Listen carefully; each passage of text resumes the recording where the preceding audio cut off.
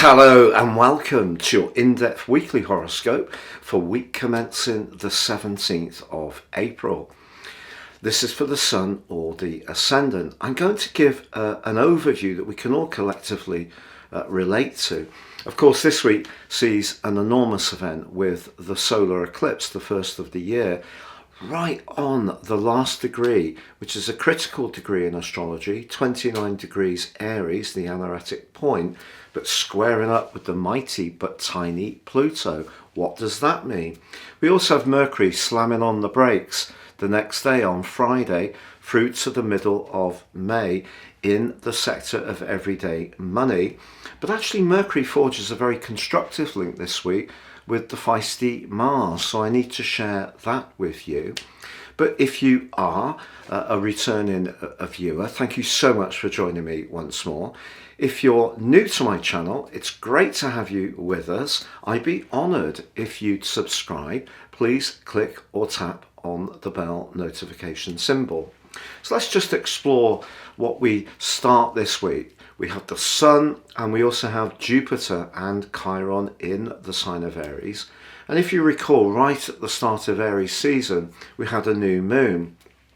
So what makes this week really notable is the second new moon in the sign of Aries in a month. So really rare.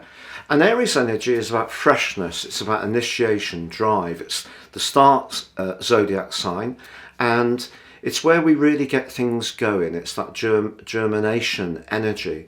But sometimes that means, a bit like the Fool card, we have to take a step into the unknown.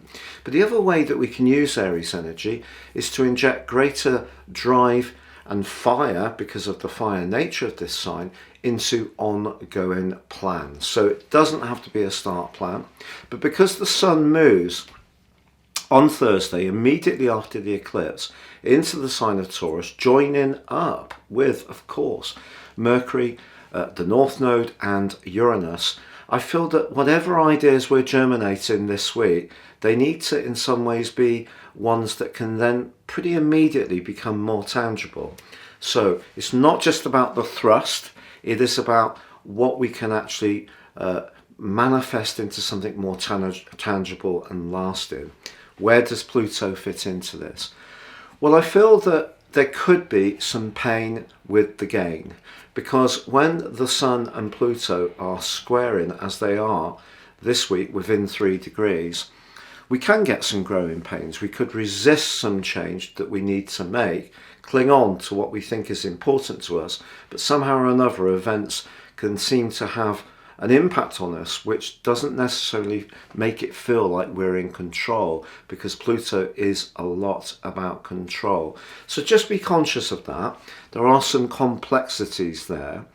But if you would like to ascend above this zodiac broadcast and understand what more serious astrology can do for you personally, if you give me 3 pieces of your birth data of time, date and place of birth, or if you only have your date and place, I can produce for you either my natal life roadmap report, which will help you to get a much more intimate understanding of the patterns that have played out in your life, but also work with them more closely future forwards.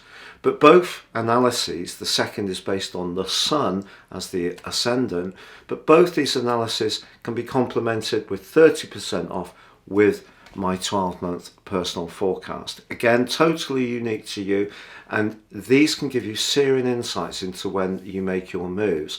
If you're someone who's really into YouTube videos, the solar package will work really well for you. If you have some sense of your ascendant and more serious astrology, stick to the standard package. But please see the link below for more. So Sagittarius, your week commencing the 17th of April forecast sees the Sun, your ruler Jupiter and Chiron still in house 5, all about expressing joy and pleasure and engagement with others. Life isn't always a straightforward process, of course, but that cresting of Jupiter with the Sun last week did give you an opportunity to think about your talents, what your heart's desires really would wish for. You know, whether it is to launch your own business using your talents, creativity and flair, to develop a hobby, to be more active socially, or perhaps even to bring a child into the world or go on a romantic date. And the solar eclipse, of course, is in your sister fire sign of Aries. But it's very late, so it's nearly in house 6 for you, which is all about organisation. And of course the sun moves later on Thursday into that very area and is clashing then with Pluto in house 3. So you may need to prioritise a little bit as this week goes on, but with Mars in the part of your horoscope that's to do with really anything to do with long-term finances and where you're very close to somebody, linking brilliantly with Mercury in the sector of details, very Virgoan position for Mercury for you before the retrograde begins.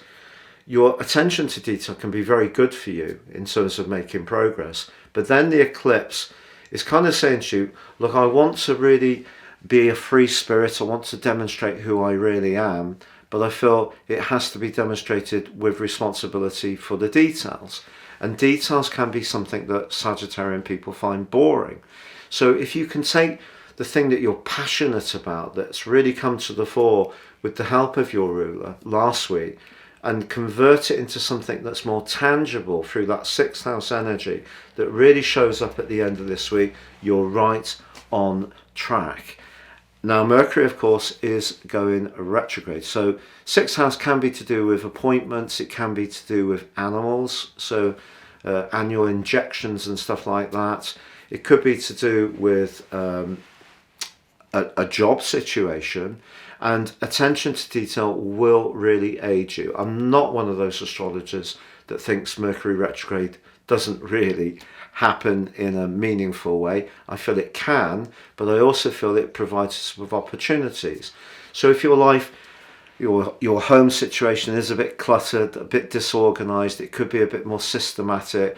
If you could clear out some stuff, free up some space, be a bit more virtuous about what you eat and drink and the amount of exercise you get, work in a more efficient and productive way, you're going to gain from Mercury retrograde.